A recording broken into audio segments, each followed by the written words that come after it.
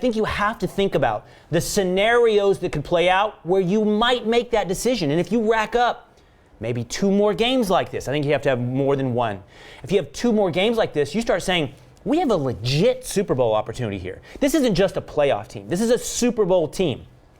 Who gives us the best opportunity to win the Super Bowl? And if Dak doesn't keep the winning streak going, you got to start looking at the guy that makes $100 million on the bench. Yeah, but the part where and not necessarily in response to you, but in response to this concept of not yet, it kind of lends itself to the belief that, okay, not yet, but we will if Dak self-destructs. Not yet, he has to continue to have poor games. I think it's more likely that Dak is going to continue to play consistently than it is that he's going to implode on himself. And winning the Super Bowl is really tough, so you better have the highest starting possible value. So I'm saying... Are you arguing do it now then?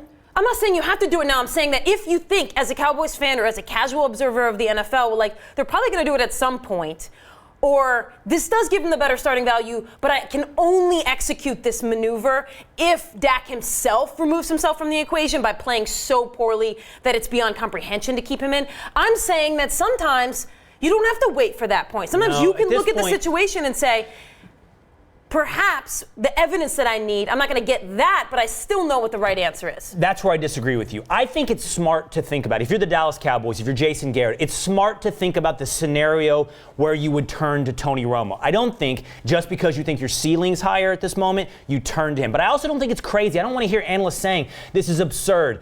If Dak Prescott plays the way he did the first 11 games or during that 11-game winning streak, then he keeps the job. But if he plays like he did last night, another game or 2, you definitely do. You don't. But what are you waiting for?